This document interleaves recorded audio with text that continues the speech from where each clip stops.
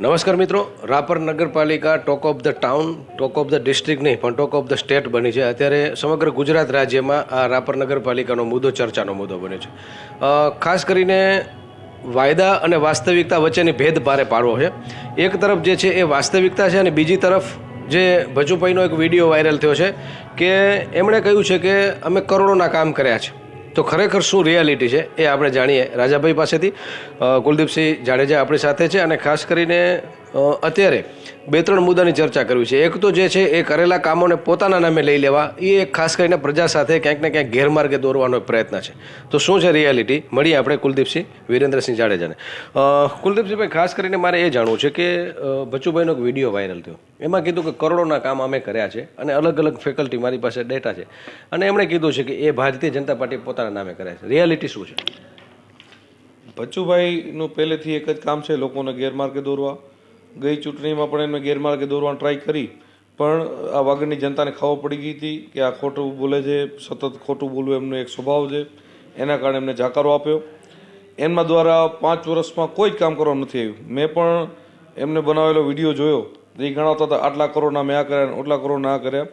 એક પણ કામ એમાંનું એમના હાથે થયેલ નથી. સંપૂર્ણ બધું ખોટું બોલે છે. કારણ કે ગુજરાતમાં જ્યારે ભારતીય જનતા પાર્ટીની સરકાર છે, બધા જ કામો આજે ભારતીય જનતા પાર્ટીની સરકારમાંથી થયા હોય. ધારાસભ્ય તરીકેની જે ફરજો હોય કે તમે ધારાસભ્ય તરીકે પ્રજા ચૂંટે, પછી કામો માટે તમારે વિધાનસભા સત્રમાં તમારા કામોની રજૂઆત કરવાની હોય, તમારા પ્રશ્નો રજૂઆત કરવાની હોય. તો જ્યારે એમના ધર્મપત્ની વિધાનસભાના ધારાસભ્ય હતા તો વિધાનસભામાં એમની હાજરી જ 0 છે. વિધાનસભામાં કોઈ પણ સત્રમાં એમની હાજરી નથી. તો કેવી રીતના એ કહી શકે કે આ કામ મેં કર્યા? અગત્યની બેઠક જિલ્લા સંકલન બેઠક જે કહેવાય, જ્યાં જિલ્લાનું આખું વહીવટીતંત્ર, બધા જ વિભાગના અધિકારીઓ, બધા ચૂંટાયેલા સદસ્યો ત્યાં હાજર હોય અને ત્યાં કને તમારે તમારા વિસ્તારના પ્રશ્નો મૂકવાનો હોય, ત્યાં પણ તમારી હાજરી 0 હતી. તો તમે કેવી રીતના કહી શકો કોઈ કામ તમે કર્યું? એટલે ભચુભાઈ જેટલું કીધું બધું ખોટું બોલે છે.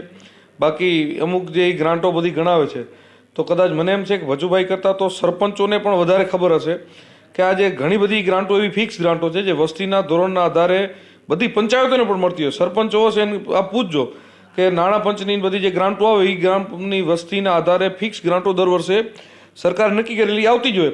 હવે એવી ગ્રાન્ટોના થયેલા કામો જો પોતામાં ગણાવવા માંડે તો તમે કેવી રીતના એને ગણાવી શકો? એટલે ગેરમાર્ગે દોરવાનો એક આ પ્રયત્ન છે ને. એમાં એણે કીધું છે કે 370 કરોડના જે છે એ મોટા માર્ગોના કામો ત્યાં છે. આપણે ક્રમાનુસાર લઈ જશું અને લોકોને ખ્યાલ પડે કે ખરેખર ક્યાંક ને ક્યાંક લોકોને ભ્રામક પ્રચારમાં જે છે એ જઈ રહ્યા છે, કારણ કે લોકો જે જોવે છે એ સાચું માની લે છે. તો શું કહેશો એના વિશે? જો ધારાસભ્ય અમારા રાપરમાં નહોતા, ભાજપના કોંગ્રેસના હતા, એમની ક્યાંય હાજરી નથી આપી, ક્યાંય કોઈ રજૂઆત નથી એમની. હવે જે બીજા કામો થયેલાની વાત છે, તો ધારાસભ્ય કોંગ્રેસના ભલે અહીંયા હતા, પણ સાંસદ તો અમારા કચ્છના ભાજપના છે. ગુજરાત સરકાર તો અમારી ભાજપની છે. અમારી ભાજપની આખી અહીંયા બોડી છે. અમારું ભાજપનું આખું સંગઠન છે. અમારી તાલુકા પંચાયત પણ ભાજપની હતી. અમારા જિલ્લા પંચાયતના સભ્યો પણ ભાજપના હતા. વિરેન્દ્રસિંહ પણ માંડવી મુદ્રાના ધારાસભ્ય હતા. પણ જન્મભૂમિ કર્મભૂમિ આ વાગડ છે. તો વાગડના માણસોની જ્યાં જ્યાં લાગણી રજૂઆતો આવતી હતી, એ બધી સતત રજૂઆતો અમે કરેલી ને ત્યારે અમારા પ્રયાસોથી, અમારા સાંસદના પ્રયાસોથી, અમારી તાલુકા પંચાયત, અમારી જિલ્લા પંચાયતના સભ્યો, આ બધાના પ્રયાસોથી પણ જે કામો થયા છે એ બધા હવે ખાલી આ વિધાનસભામાં આટલા કામો થયા છે એનો આંકડો લઈને બેસી જાય કે આ બધું મેં કરાયું એ પોતાના નામે ચડાવવા જાય તો એ કોઈ જનતા મૂર્ખ નથી. હું તમને 1-2 દાખલા આપું. જેમ એમને વાત કરી કે એકલ બાભણકા રોડ માટે એમને એમ કીધું કે મારી રજૂઆત હતી, આમ હતું તેમ હતું. હું તમને એમ કહું છું, એકલ બાભણકા રોડની રજૂઆત કે રોડની શરૂઆત તો મારા દાદા સ્વર્ગસ્થ કેશુભા બાપુ 1972માં તાલુકા પંચાયત પ્રમુખ હતા ને તે દિવસે નારિયેલ ફોડીને એ રોડનું અછતમાં કામ કરાવેલું અને બસનું પ્રસ્થાન કરાવેલું. એનો ફોટો પણ છે મારી પાસે. અને એના પછી જેટલી વાર રજૂઆતો થઈ રોડની, ત્યારે વિરેન્દ્રસિંહની સાથે ખડીર વિસ્તારના આગેવાનો, અમારા તાલુકા જિલ્લા પંચાયતના સભ્યો, આપણા સાંસદ વિનોદભાઈ, કચ્છના અન્ય ધારાસભ્યો પણ સતત મુખ્યમંત્રીશ્રીને અને વિભાગમાં બધે મળ્યા છે, ફોલોઅપ લીધા છે. આ બેરાની પરમિશન માટે પણ સેન્ટ્રલ સુધી વાત હતી ત્યારે પણ મોદી સાહેબના આશીર્વાદ કચ્છ માટે હંમેશા છે, મળ્યા છે.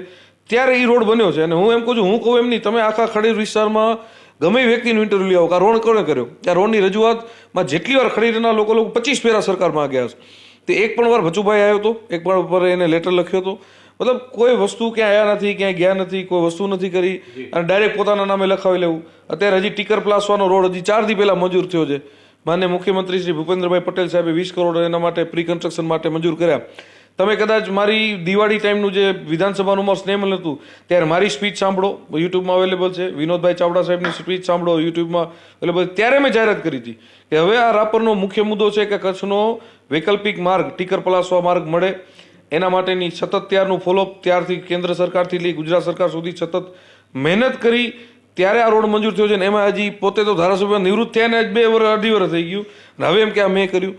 મતલબ સતત ખોટું બોલવું, પ્રજાને ગેરમાર્ગ દોરવી, ભરમાવા, આના સિવાય એમને કંઈ આવડતું નથી.